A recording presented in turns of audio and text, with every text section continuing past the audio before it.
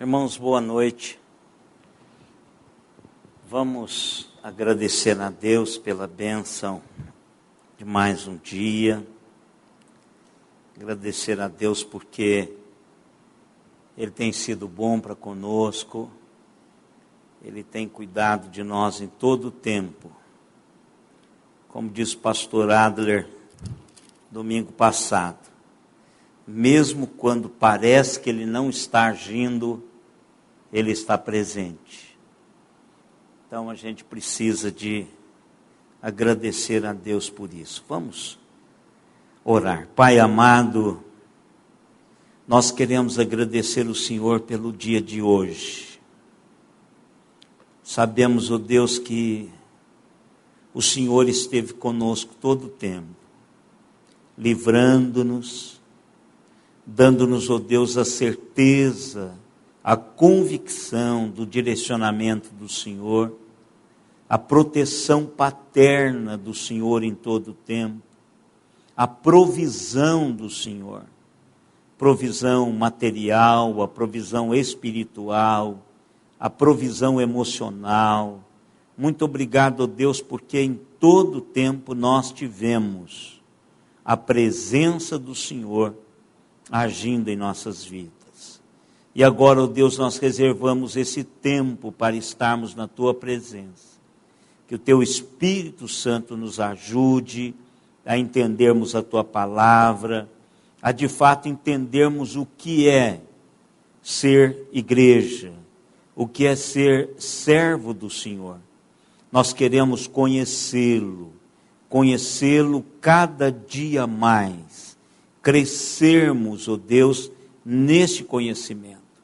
Obrigado, Pai, pela Tua palavra, que tem dado-nos exatamente o combustível, o alimento para este crescimento. Que o Senhor continue a falar conosco, que os nossos ouvidos sejam destapados, ó Deus, pelo Teu Santo Espírito, desobstruídos pelo Teu Santo Espírito.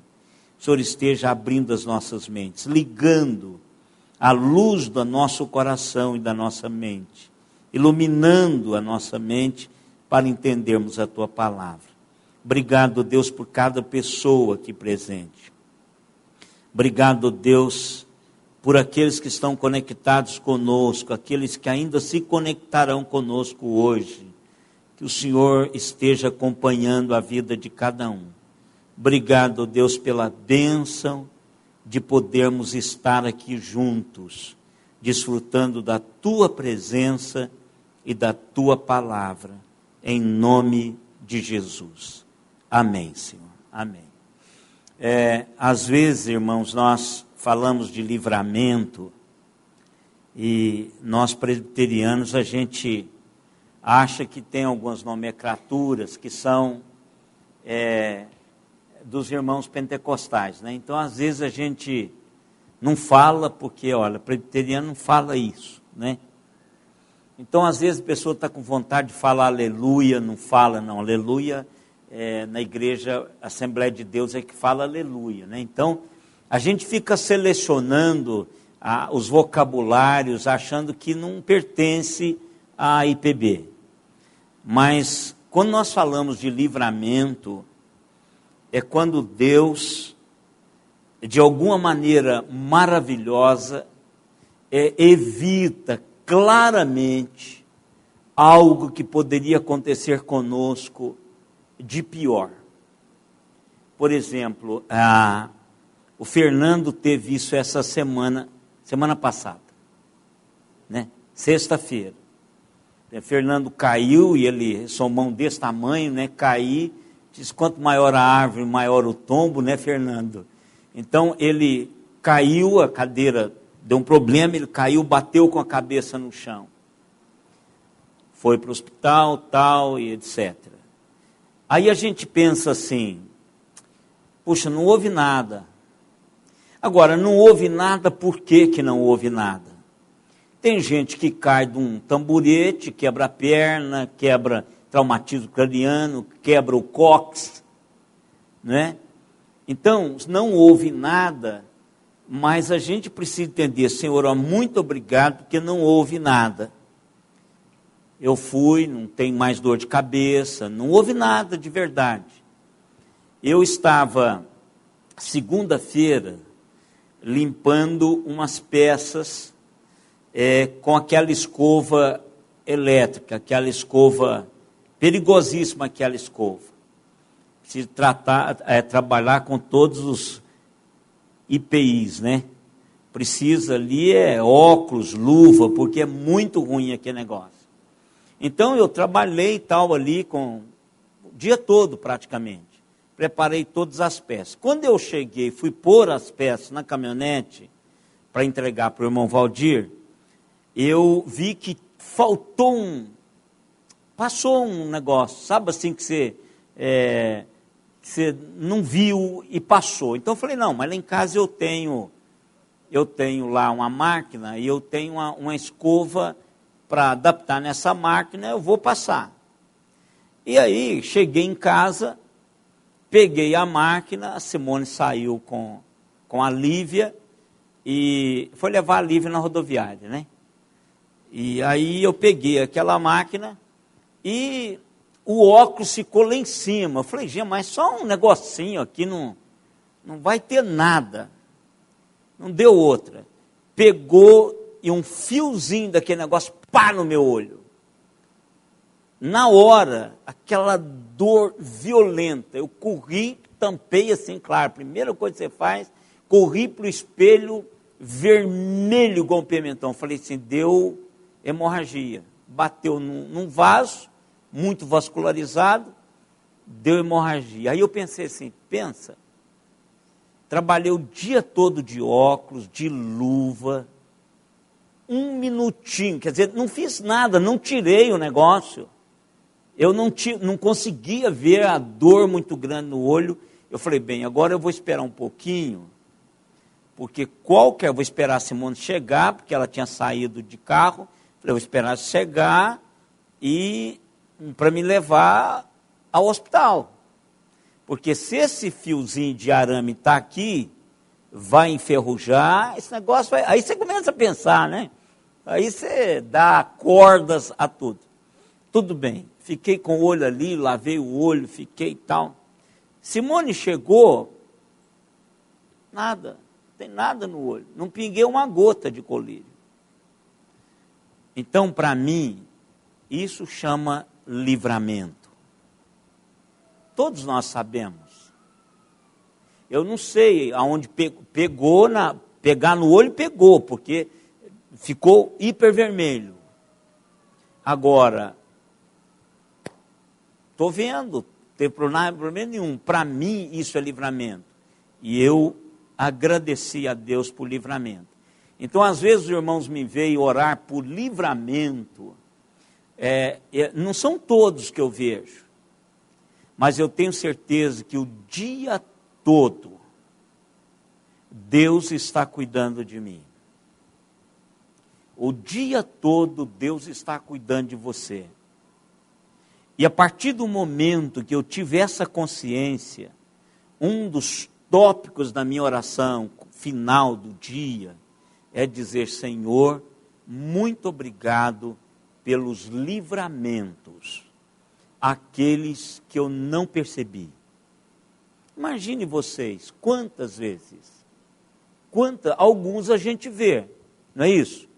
Por exemplo, normalmente eu ultrapasso e entro de uma vez. Hoje eu não fiz isso. Ultrapassei um ônibus e fui devagarinho. Sabe o que brotou no meu espelhinho? Uma moto me ultrapassando para o lado direito. Gente, eu dirijo uma caminhonete de carroceria, que tem aqueles ferrinhos pendurados assim. Não há capacete que segura aquilo ali. É morte na certa se bate numa carroceria daquela. Aí mais uma vez, isso foi hoje. Senhor, muito obrigado pela vida desse cara que o Senhor acabou de salvar. O Senhor acabou de salvar a vida desse indivíduo, eu nem sei quem é. Obrigado por o Senhor ter salvado a vida dele. Sei que talvez ele nem tenha considerado a gravidade do que ele fez. Ó, ele ultrapassou o ônibus e a mim, ultrapassou junto comigo e a mim pela direita. Por que o cara não continua do outro lado? Então, livramento, irmãos, não esqueçam disso. Deus cuida da gente. E não esqueça, Senhor, muito obrigado pelo livramento, pelo seu livramento.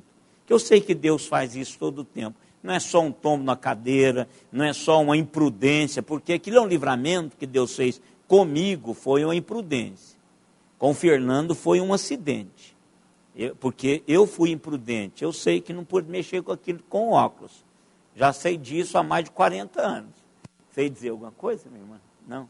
Então, são coisas que a gente precisa de pensar, não é? Livramento do Senhor. E agradecemos. Vamos cantar, vamos agradecer o Senhor. 2, 9. Você quer? Ó, isso, 298. A pedra fundamental. Esse Samuel. 298. Quem conhece esse hino? Ele não é um hino fácil. Mas hoje nós vamos trabalhar um pouquinho sobre isso. E eu queria cantar esse hino, 298. Quem conhece? O senhor conhece, irmão Zé? Conhece, né? Conhece, Leir? Então a gente vai aprender. Ele não é fácil, não. Mas como a gente tem um pessoal aí que canta com a gente, vamos colocar em pé e vamos cantar esse hino.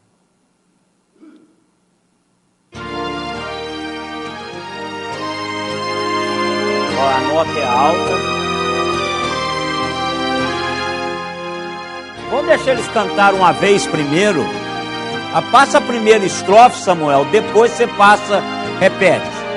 Pode deixar só a música. A igreja é o fundamento, é Cristo Salvador, em seu poder descansa e é forte em seu amor, pois nele alicerçada, segura e firme está, e sobre a rocha eterna jamais se abalará. Isso. Lembraram? Então vamos lá. Lembrou aí, minha irmã? Então vamos lá. Para valer agora.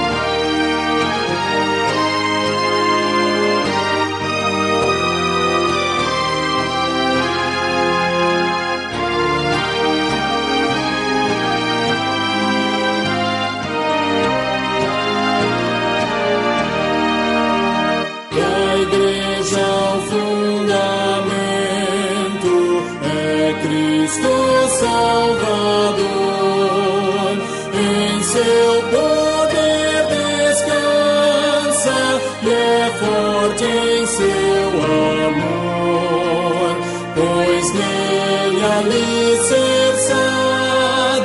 segura e firme está, e sobre a rocha eterna jamais se abalará. A pedra preciosa que Deus predestinou sustenta pedras vivas que a graça trabalhou, e quando o monumento surgir em plena luz, a glória do edifício será do Rei Jesus.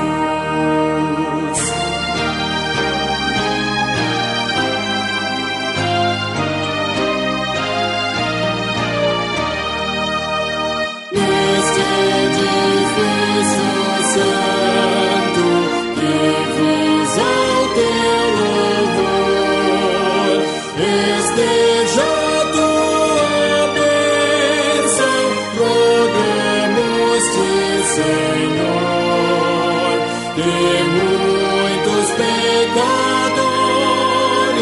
aqui em contrição se tornem templos santos de tua habitação.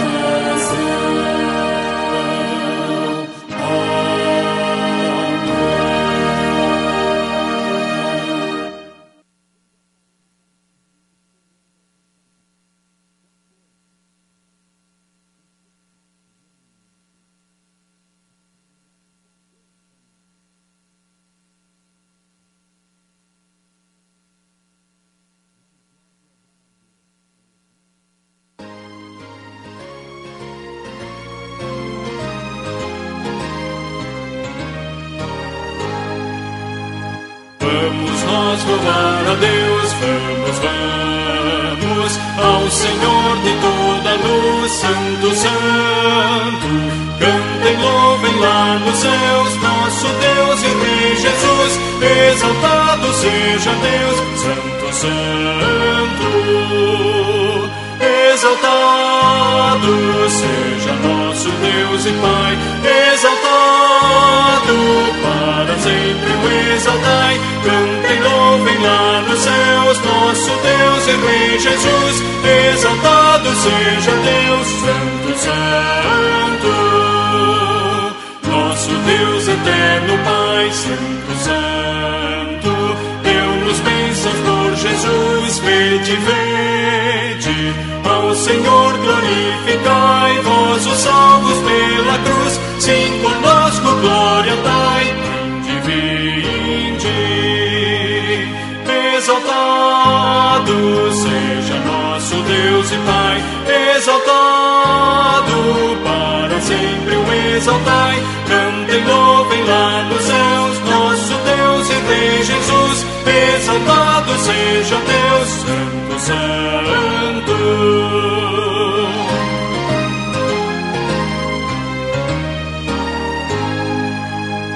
Exaltemos nosso Deus, Santo, Santo.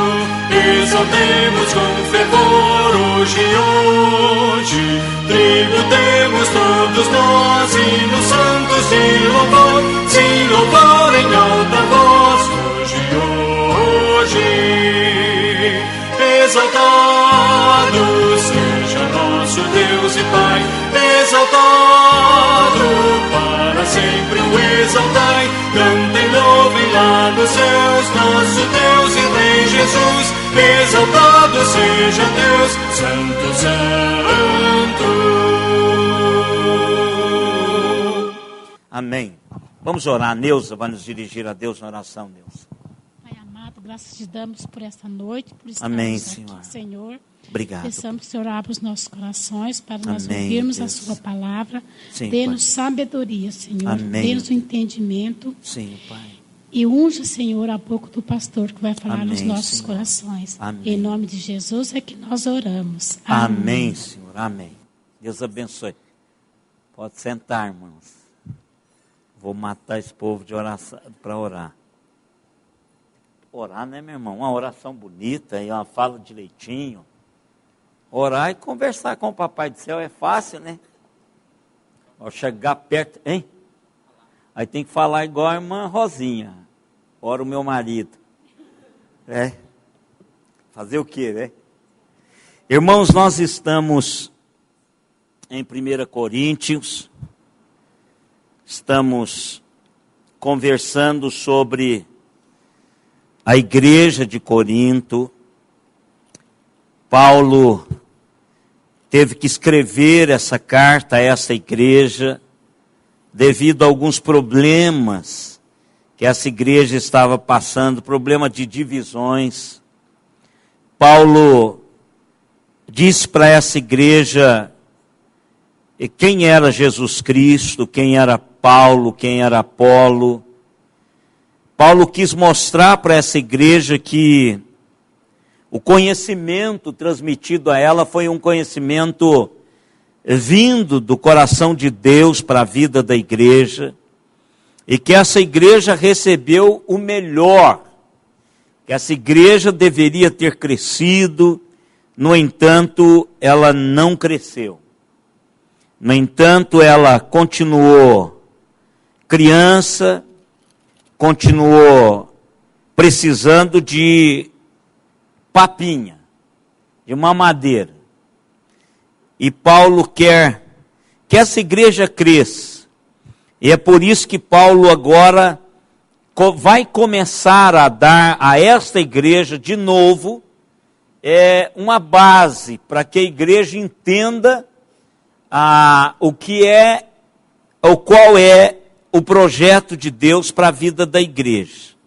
E eu estava lendo aqui, irmãos, de novo, o capítulo 2 e 3, e eu percebi engraçado, é aquilo que eu falo para os irmãos, quanto mais a gente lê a Bíblia, e se você consegue ler vários capítulos de uma vez só, você começa a ter uma cosmovisão do texto que você não teria se você lesse apenas um parágrafo, apenas meio capítulo, ou apenas um capítulo. Se nós pegarmos do capítulo 1 e lermos até o final do capítulo 4, nós vamos ver uma visão de Paulo com relação à igreja. E eu tirei para dar uma olhada desse jeito no texto, porque a mensagem, ela precisa ser completa. E quando a gente não tem uma visão completa do texto, a gente não consegue perceber os detalhes que o texto está apontando para que eu tenha a visão completa daquilo que Paulo está falando. Por isso que eu volto às vezes, porque aí a gente vai exatamente trabalhando aqueles tópicos antigos e ligando, fazendo um link entre um assunto e outro que a gente trabalha todos os dias. Mas uma coisa que eu percebi aqui do apóstolo Paulo é que ele dá à igreja de Corinto 5 visão da igreja. Nesses capítulos, ele começa a apontar para a igreja algumas realidades que a igreja é e outras realidades que a igreja não é. E por isso que e com isso ele vai enchendo essa perspectiva com afirmações que a igreja precisa de entender. Quando Paulo começa, e o que é interessante é que no verso 1 até o verso 4, que nós estudamos quarta-feira passada, Paulo está dizendo para a igreja que a igreja não é uma democracia. A igreja não é uma democracia. Por quê? Porque a igreja não é composta de pessoas que vão argumentar os seus pontos de vista, vão brigar por causa disso, não deve ter lutas internas com relação a isso, não deve ter partidos do Cunha, da Dilma, de quem quer que seja. Isso é política, isso é democracia, não é? A maioria vence, isso é democracia, não é? Democracia, todo mundo tem o direito de discordar, de dizer, olha, eu não penso assim. Então o apóstolo Paulo coloca que a igreja é um reino. A igreja é um reino. Ela é a historificação de um reino. E este reino tem um rei. E este rei é o Senhor da igreja. E nada acontece no meio dessa igreja sem que esse Senhor da igreja opere na igreja.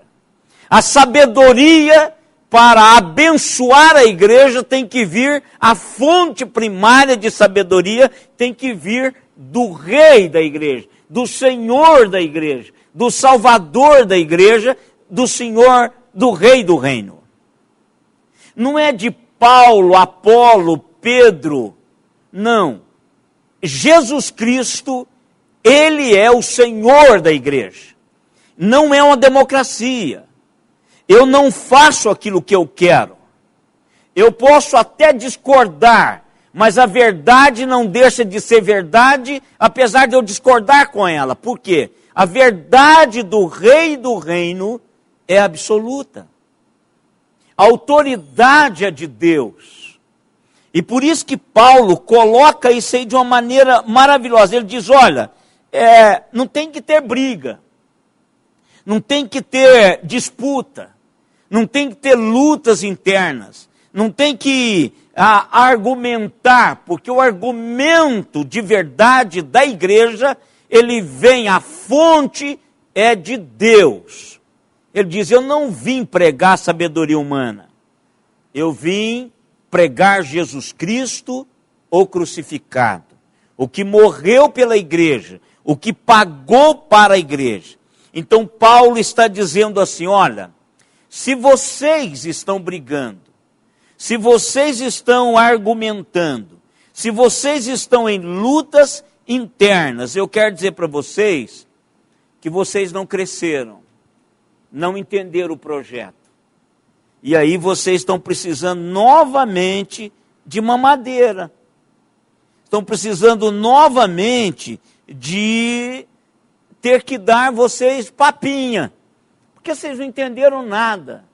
Vocês estão aí, ó, a maioria vence. Olha, vamos fazer isso. Então, vão reunir aqui, vão votar, para ver se a Bíblia tem autoridade mesmo sobre a gente. Então, a maioria vence, porque isso é democracia. Não, eu sou partidário daquele que é contra isso. Eu sou partidário daquele que é a favor disso. Não é assim. O paradigma absoluto que eu e vocês somos chamados a seguir é a Bíblia. É a revelação especial de Deus. Essa é a autoridade máxima, e nós já falamos sobre isso. E o Espírito Santo de Deus vai encarregar de trabalhar a minha e a sua vida em obediência àquilo que a palavra está ministrando. Então, a primeira coisa, a igreja não é uma democracia. A igreja é a expressão histórica de um reino, não deste mundo, mas neste mundo, para que o mundo seja salvo pelo seu rei, Jesus Cristo. Não deste mundo. Jesus disse assim, na oração sacerdotal de Jesus, em João 17, ele disse, não os peço que os tire do mundo. Então não pense você assim, Senhor, para o mundo que eu quero descer. Não é esse. O projeto de Deus para a igreja, irmãos, é estarmos aonde estamos, no meio do mundo. Nós ouvimos o pastor, aliás, o presbítero Walter, domingo de manhã, falando sobre o sal da terra. Vós sois o sal da terra. Então, Deus nos colocou aqui mesmo nesse meio aí, irmãos. Não tem jeito. Nós somos agentes de Deus para estarmos onde estamos. A igreja é a expressão histórica de um reino não deste mundo, mas neste mundo, para que o mundo seja salvo pelo seu rei Jesus Cristo. A igreja não é uma democracia. A igreja é um corpo, uma agência que representa um reino, que tem um rei que dita as normas. O plano é do rei, o rei Jesus Cristo. Em segundo lugar, nós vimos também do verso 5 ao verso 9, que a igreja é como um jardim. Paulo diz que nenhum ser humano é a fonte que faz brotar as realidades do reino.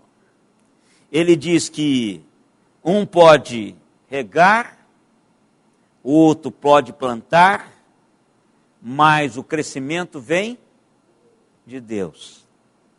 Então Paulo está dizendo o seguinte, ó, nesse jardim eu posso tirar as tiriricas, eu posso jogar água, eu posso irrigar, aliás, semear, mas o crescimento vem do Senhor. É um local, irmãos, que eu e vocês não temos nenhuma gerência sobre os frutos. Nós somos chamados para plantar, semear a semente que é a palavra de Deus, levarmos a palavra de Deus às pessoas. E o propósito de Deus, desse jardim, é que ele frutifique. Esse é o propósito. E por isso que ele chamou a mim e a você, para nós cultivarmos isso. Nós vamos plantar, vamos discipular, vamos dar apoio, vamos falar sobre Jesus, vamos ensinar as pessoas a abrir a Bíblia, a fazerem a sua própria comida, estudar a palavra por si só, a orar para que Deus abençoe sobre isso, mas Deus é que vai frutificar, é Ele que vai produzir os frutos espirituais na vida das pessoas.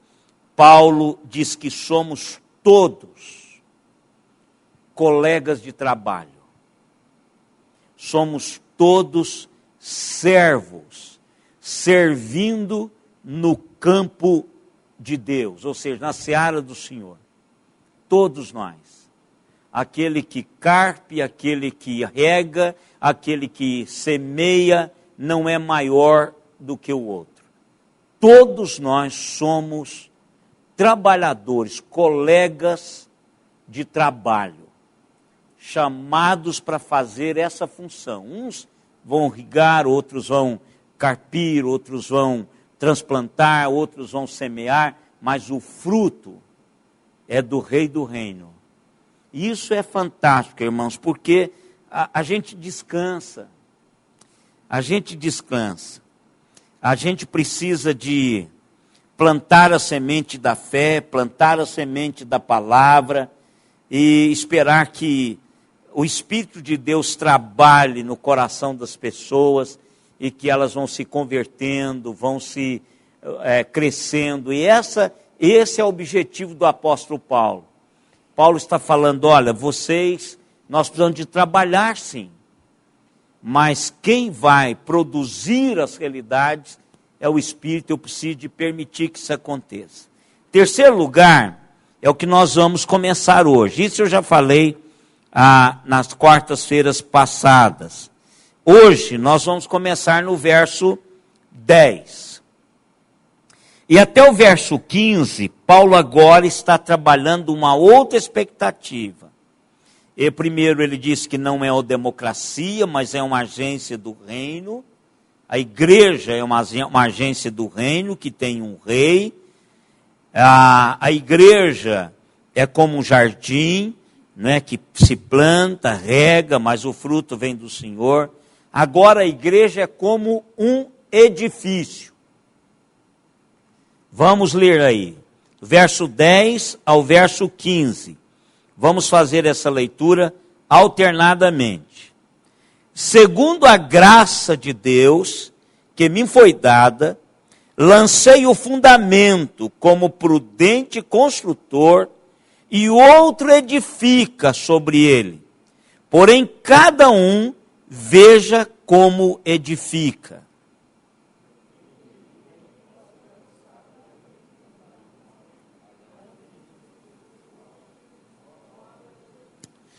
Contudo, se o que alguém edifica sobre o fundamento é ouro, prata, pedras preciosas, madeira, feno, palha,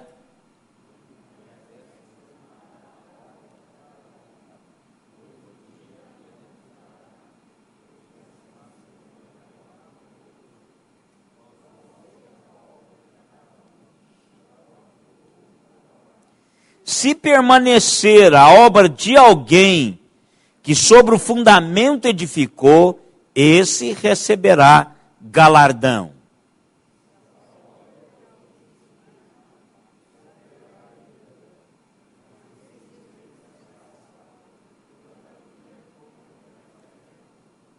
Isso aqui é de arrepiar esse negócio aqui, viu, irmãos? Embora o fruto não tem nada a ver comigo, o cultivar tem, o trabalhar tem, o plantar tem, o construir tem. Então eu tenho que fazer algo com seriedade. E há um texto que diz assim: maldito aquele que faz a obra do Senhor relaxadamente. Mas eu quero, irmãos, começar dizendo o seguinte: Paulo está usando a metáfora de um edifício como para a igreja. Paulo não está dizendo que a igreja é um edifício. Isso a gente precisa colocar no coração, esse negócio.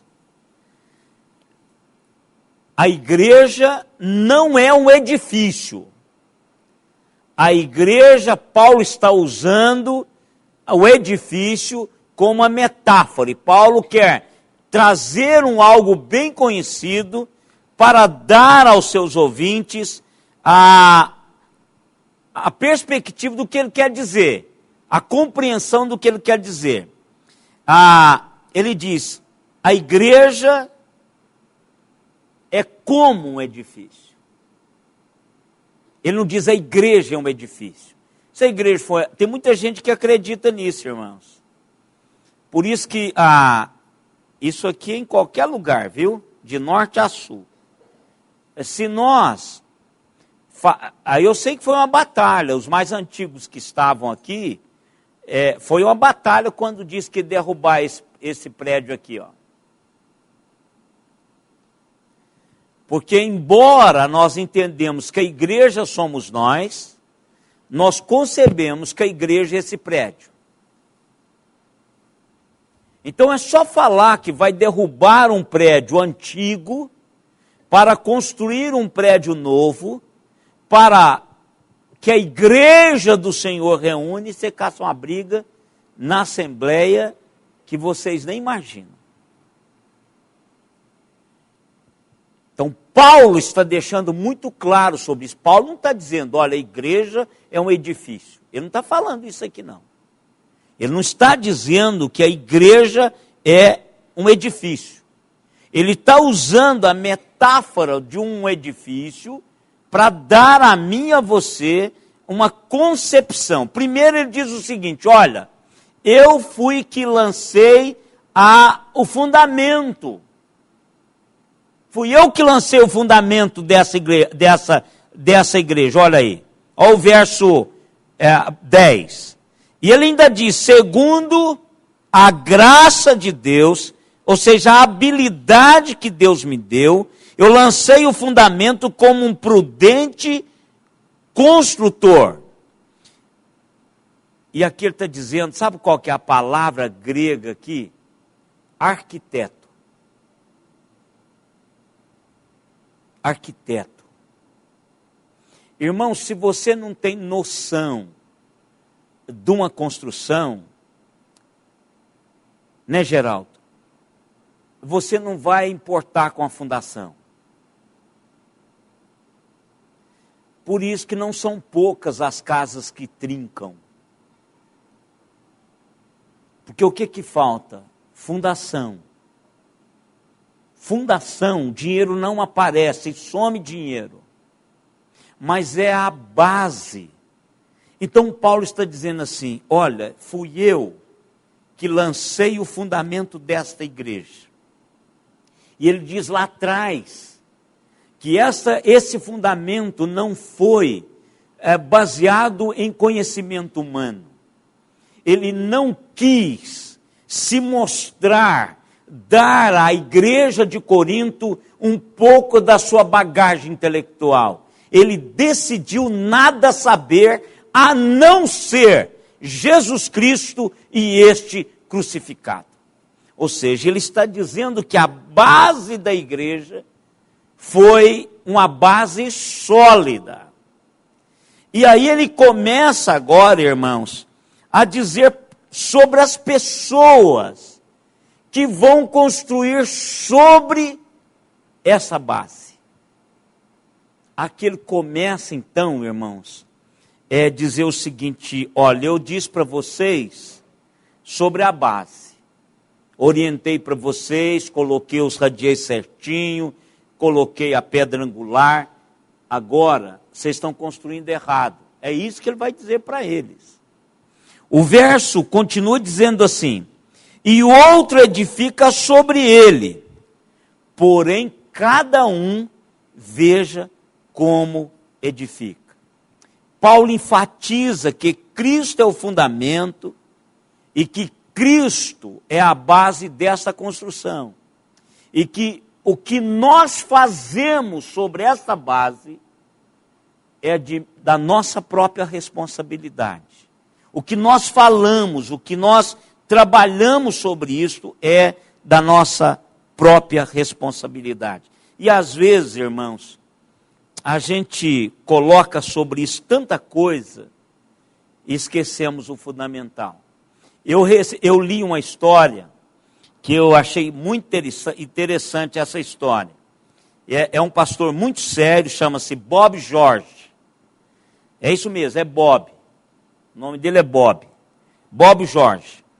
Ele diz que tinha um empresário na igreja chamado Mac. Esse empresário, ele já tinha 70 anos de vida. E ele esteve na igreja praticamente a vida toda. E ele era uma pessoa de um coração bondoso, era uma pessoa envolvida no projeto da igreja, era membro da igreja, mas houve uma quarta-feira que uma pessoa resolveu falar da sua conversão. E esse Mac estava. Então ela falou da alegria de se ter Jesus Cristo como seu Salvador pessoal. E falou com simplicidade, sem rodeios, com verdade histórica dela. Como era gostoso poder desfrutar da presença de Jesus, que a vida havia mudado, que Deus havia impactado a sua história e que ela sentiu a transformação na sua vida. Embora ele estivesse lá envolvido num monte de atividades da igreja, à frente de algumas, pagando outras, ele não tinha ainda, até aquele momento, uma convicção da sua vida com Jesus Cristo. E aquilo o incomodou muito. Ele foi para casa e começou a remoer aquilo. Claro, ele já sabia a Bíblia, ele já trabalhou na igreja, ele fazia muita coisa, então ele começou a pôr a sua cabeça para funcionar. E foi ao culto no domingo. De quarta a domingo ele trabalhou aquele negócio e foi ao culto ao domingo. E naquele domingo houve uma mensagem evangelística. E ele, quando foi feito o apelo de conversão, ele saiu de lá, da onde estava, foi à frente para publicar agora a sua fé pessoal, num Salvador pessoal. E como era prática daquela igreja, cada pessoa que decidia, um acompanhante, pessoa mais madura da igreja, levantava e ficava ao lado. E esse conselheiro foi juntamente com o Mac para dar aquele apoio àquele irmão tão experiente, de vida de igreja, mas agora com a fé infantil, aquela fé quase que irresponsável, aquela fé que diz o seguinte: olha, não tinha nada disso. E eles vão para o quartinho, ambos entram lá e conversam, como todo conselheiro, ora, faz aquela oração que a gente que trabalhou já como conselheiro em campanha evangelística, a gente faz aquela oração de conversão, a outra pessoa responde, não é? E na hora que o conselheiro foi pedir para ele, olha, eu vou fazer oração de conversão, e aí o senhor responde comigo, ele diz, não, você não precisa fazer, pode deixar que eu faço. E aí ele fez a oração de conversão dele, Senhor, eu lhe conhecia apenas de ouvir. Agora essa semana eu te conheço como meu salvador pessoal. E diz que a hora que eles saíram de lá, o conselheiro e o Mac, ambos estavam chorando, abraçados e chorando. Aí o pastor disse, isso é tremendo, exclamou o pastor. E o pastor disse aos membros, este homem é um dos empresários mais brilhantes em nossa cidade. Ele é um dos homens mais ricos da nossa cidade. Ele é um homem muito talentoso e tem provado isso durante muitos anos na nossa igreja. Nós precisamos agora, depois dessa conversão dele, colocá-lo para trabalhar muito mais do que ele já fez. Eu quero que vocês olhem para o nosso irmão Mac e veja o que ele vai fazer, o que ele está fazendo, e aproveite o máximo que ele puder fazer depois desse encontro. E aí um membro da igreja diz para o pastor Bob que jamais iria esquecer o que aquele velhinho com os olhos cheios de lágrimas falou com voz sincera e trêmula. Pastor, eu não preciso de um emprego na igreja. Eu preciso do Senhor Jesus Cristo. Eu preciso de caminhar com o Senhor da igreja. Às vezes, irmãos, é isso que a gente está fazendo. Muitas pessoas fazendo muita coisa, querendo construir com palha, com feno, com punhado de atividades, mas nós perdemos de vista o fundamento. E quando nós perdemos o fundamento, nós perdemos também a perspectiva da construção. Paulo está dizendo, olha, vocês não entenderam nada. E ele enfatiza a importância da qualidade do trabalho dos trabalhadores sobre o fundamento. E quando nós perdemos, irmãos, a base, a gente acaba perdendo o que nós construímos sobre ela.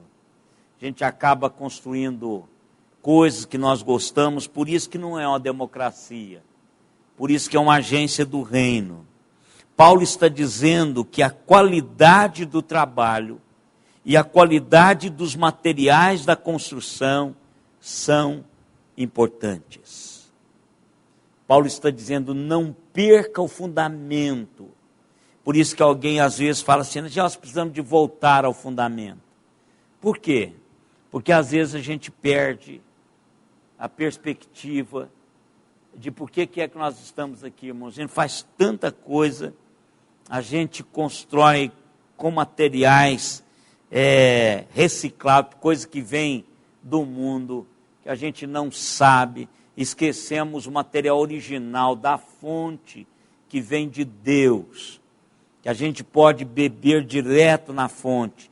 Às vezes a gente constrói realidades na igreja e que não tem nada a ver com o Cristo da igreja, né? Então vamos pensar o que Paulo está dizendo. Olha, eu lancei o fundamento e o fundamento é Cristo. qualidade do trabalho e o material revela exatamente qual a nossa concepção do fundamento. E ainda, irmãos, quando Jesus voltar, vai revelar o que nós construímos. Olha, a gente tem que entender isso. Nós não podemos perder essa perspectiva de que nós estamos construindo e um dia vamos prestar contas. Há um Deus que sabe quem somos. Há um Deus que percebe o que nós estamos fazendo. Então vai passar. Claro que nós não vamos perder a salvação por isso. Mas vai sair queimado. Passar lá na barca furada.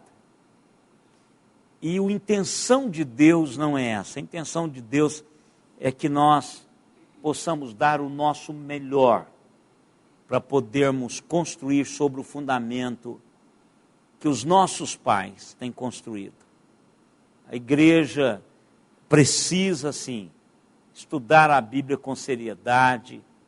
A igreja precisa buscar de Deus a iluminação para o aprendizado da palavra, estudar bastante as Escrituras para poder construir sobre o fundamento com algo que vai durar para sempre.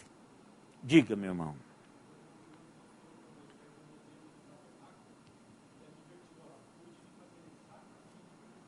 Isso. Exatamente como eu te mostrei. Então, não mude isso. Porque o tabernáculo, todos os compartimentos do tabernáculo diziam alguma coisa sobre Deus.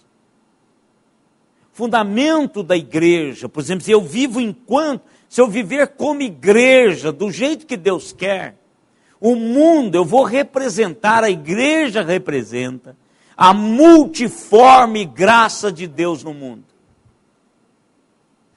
Olha, irmãos, a gente repete isso, mas é a mesma coisa de um punhado de outras coisas que nós dissemos, entra no ouvido e sai no outro. Mas o mundo está, irmãos, por culpa daqueles que dizem que são crentes e não são. O mundo está apodrecendo, irmãos, por causa do sal, que não é sal. Está insípido. É por isso, irmãos. Porque o projeto de Deus é para que a igreja, em todo o tempo, representasse a multiforme graça de Deus no mundo. E eu sou representante disso. Assim como o tabernáculo representava todas aquelas repartições, o santo dos santos, a maneira como cobria, quem carregava o quê, os utensílios, todos eles tinham algo apontando para o que nós estamos usufruindo hoje para Jesus Cristo. Então, por isso que diz, cuidado. E Paulo está dizendo para mim e para você, cuidado com o que você constrói, está dizendo para a igreja de Corinto, olha, eu estou livre, eu plantei aí coisa sólida. Fundamento, eu estabeleci.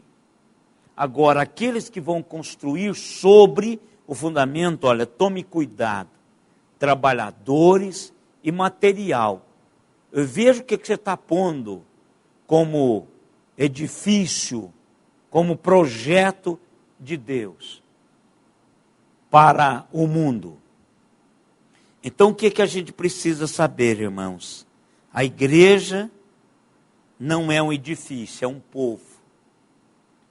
A igreja tem um fundamento, é Jesus Cristo. A igreja tem trabalhadores, sou eu e vocês. A igreja tem materiais que ela é construída. E que nós precisamos tomar cuidado disso. E que haverá um dia que seremos julgados pelo que nós fizemos. Cuidado com o que você está construindo. Não tem como tentar manipular esse tribunal, irmãos. Não tem como. Não tem como dizer mais, eu fiz com boas intenções, Senhor. O Senhor sabe que tinha um grupo que eu gostaria de atingir, ele disse sim. Eu não tenho momento nenhum que eu digo para vocês atingir qualquer grupo com material ruim. Não existe isso, irmãos. Não existe. Qualquer ser humano, por mais esquisito que ele seja, por mais certinho que ele seja, por mais que ele pareça com macaco, ou por mais que ele pareça com ameba, qualquer ser humano, ser pensante, só pode ser atingido pela mensagem da cruz. A essência é a mensagem da cruz.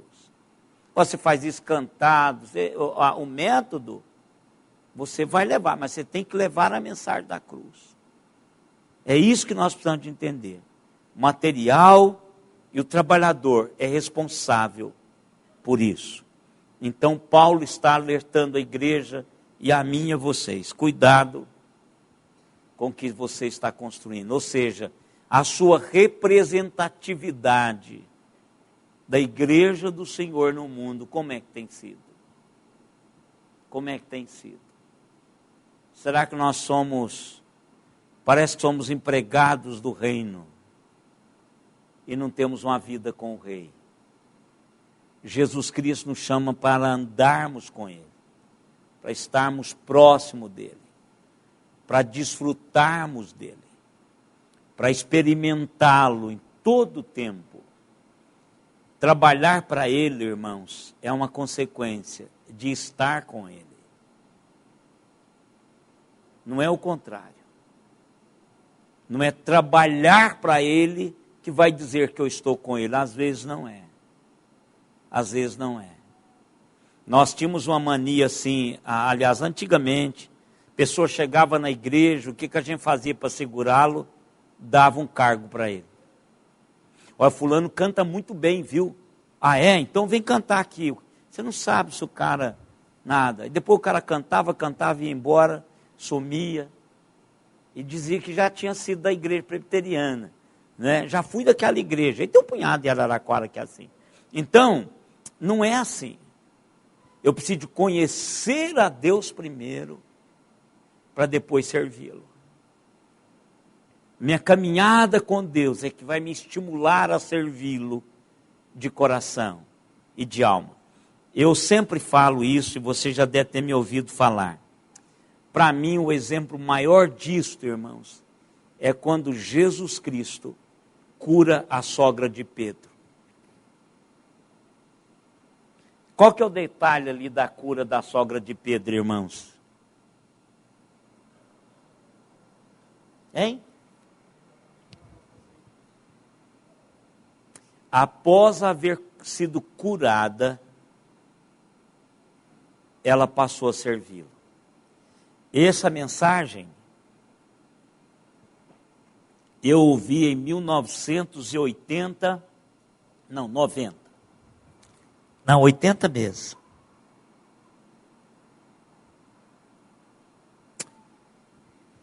Em 89, mais ou menos.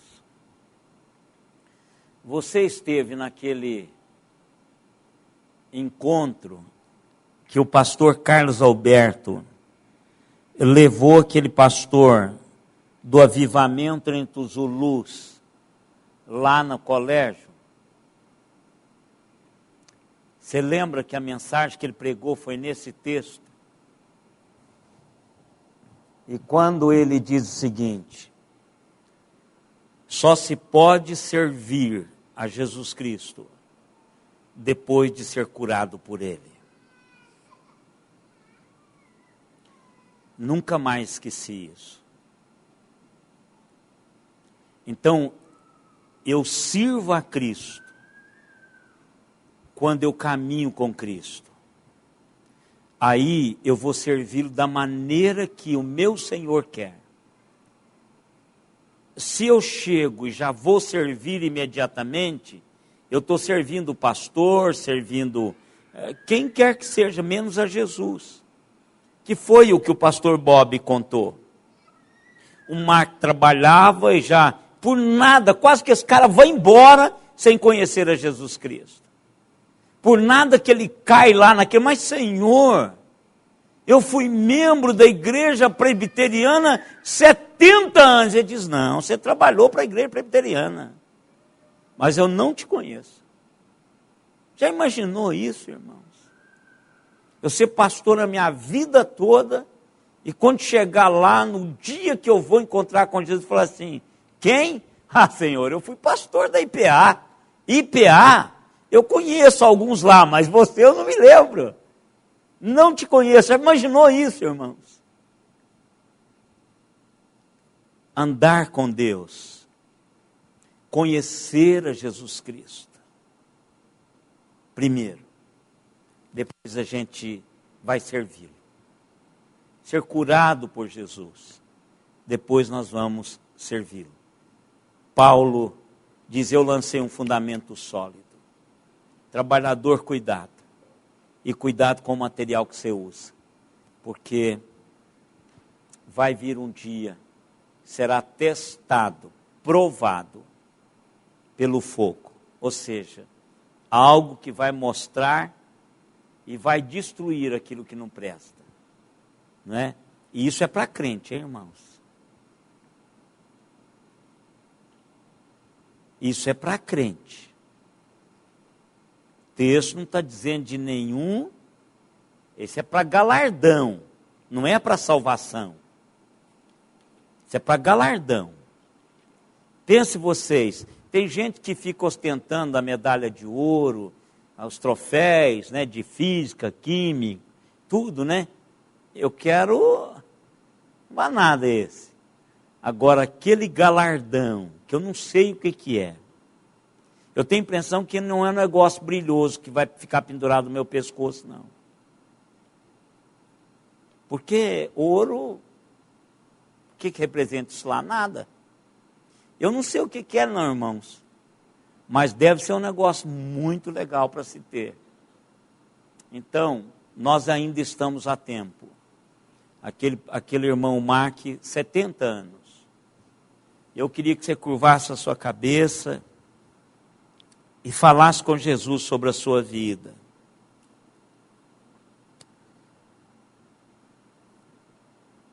Pai amado, às vezes nós construímos expectativas falsas, como nós ouvimos domingo passado, através da Tua palavra, Senhor. Mas as construímos porque a gente não tem o entendimento, a concepção do todo. Mas nós queremos, ó Pai, nesta noite, agradecer-te pela Tua palavra.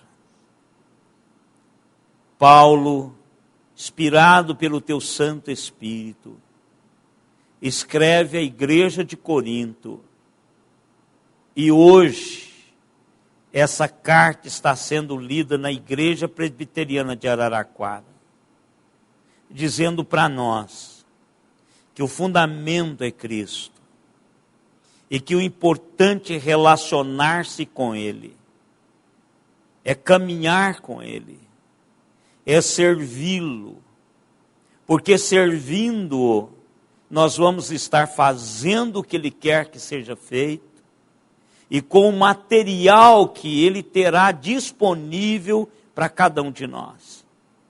Como o próprio apóstolo Paulo diz, com a graça que a mim foi concedida. E nós queremos, Senhor, graça do Senhor, para construirmos sobre o fundamento, para plantarmos e regarmos, para darmos corpo a representatividade da igreja no mundo. E que qualquer que seja a faceta da Tua graça, que cada um que aqui está represente, que seja bem representada. Que o Teu Espírito Santo nos habilite. Que possamos testemunhar, Senhor, com um testemunho que gere impacto na vida das pessoas, para que elas possam encontrar com Jesus Cristo e assim serem igualmente salvas e transformadas pelo poder da cruz. Pai amado, nós te pedimos em nome de Jesus, que assim seja na vida de cada um de nós, na vida dos nossos queridos irmãos que estão conectados conosco, que a graça e a misericórdia do Senhor igualmente sejam derramadas sobre a vida desses irmãos. Pai amado, nós queremos clamar, Senhor, pelo nosso país. O Senhor sabe o final da história. Nós não sabemos. Por isso, ó Deus, nós pedimos que o Senhor esteja usando os poderes constituídos para que a Tua vontade seja feita no nosso país. Nós estamos, ó Deus, esperando no Senhor, porque o Senhor é a nossa única esperança. O Senhor é o nosso refúgio. E por isso no Senhor nós descansamos. Clamamos, ó Deus, em nome de Jesus. Haja, Senhor, nas instituições do nosso país, agindo nas pessoas que estão investidas de autoridade para tal. Pedimos a bênção do Senhor também sobre todos os sírios, sobre a Síria, sobre todos aqueles que estão amparando estes refugiados. Deus, nós também entendemos que há um projeto que nós não conhecemos e não sabemos se ainda vamos conhecê-lo, mas nós sabemos que o Senhor está no controle, porque o Senhor é o Deus da história, o Senhor da história, o Senhor de toda a criação, porque do Senhor é o mundo e tudo quanto nele há. Por isso, ó Deus, haja poderosamente, usando os meios que o Senhor já dispôs, para tornar, Senhor, a vida destas pessoas, gente como a gente, mais leve, mais fácil e digna de um ser humano. Pedimos, ó Pai, em nome de Jesus, enquanto igreja. Senhor, também pedimos por aqueles irmãos e irmãs que estão atravessando dificuldades de saúde, financeiro, de desemprego, de instabilidade emocional, de instabilidade relacional. Deus querido, ponha a mão do Senhor nessas vidas e toque-as no poder do Senhor. Também, ó Deus, nós te pedimos pela vida e o ministério desta igreja, que o Senhor esteja abençoando ricamente os pastores, os evangelistas, aqueles que estão diretamente envolvidos no trabalho da igreja, no ministério da igreja. Que o Senhor nos abençoe com sabedoria do alto, para que tudo quanto fizermos seja, ó Deus, proveniente de um relacionamento íntimo com o Senhor e da Tua vontade absoluta para a nossa vida. Toma nas Tuas mãos, ó Deus, o pastor José Wilson, que vai estar viajando para cá no final de semana, juntamente com a sua esposa, com vistas ao ministério do Selmi Day. A nossa oração, Senhor, é que Se for Ele, que o Senhor mova o seu coração para amar aquele bairro, aquelas pessoas, e entenderem, Senhor, que aquele é o lugar que dele deve estar agora para servir o Senhor. Igualmente, ó Deus, nós pedimos pelo Lucas, pedimos a bênção do Senhor sobre esse final de ano na sua vida, que é a sua ordenação, correção de tese, exegese, exame teológico, que o Senhor o acompanhe de uma maneira muito especial. Abençoe o pastor Ricardo, a sua esposa, os seus filhos, para que eles, ó Deus, sejam usados entre nós e que nos abençoe. E que a igreja também igualmente abençoe-os ricamente através do cuidado da igreja para com eles como pastores. Obrigado, Deus, por pertencermos ao teu reino e sermos do Senhor. Acompanhe-nos, Senhor, para casa, debaixo do teu paternal cuidado. E agora, irmãos, que a graça do Senhor Jesus Cristo, o amor de Deus, o nosso eterno Pai, a comunhão, as consolações e o poder do Espírito Santo estejam em nós e sobre nós até aquele dia, quando com Ele nós nos encontraremos.